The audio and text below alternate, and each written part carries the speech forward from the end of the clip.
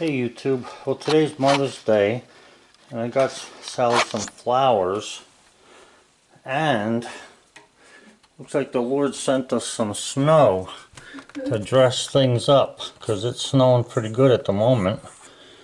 It's 33 degrees out there, it says.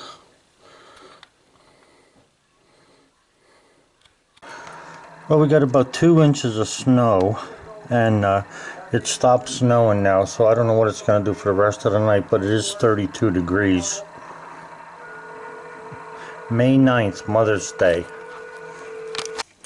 Hey guys, we had 3 inches of snow altogether, but the ground is warm, so it's not lasting like you can see in the driveway there. But it's hanging on to the trees and stuff pretty well. But it's raining now again, so the temperature must have went up to 34 or whatever. But unbelievable. Just that's all I can say. Unbelievable.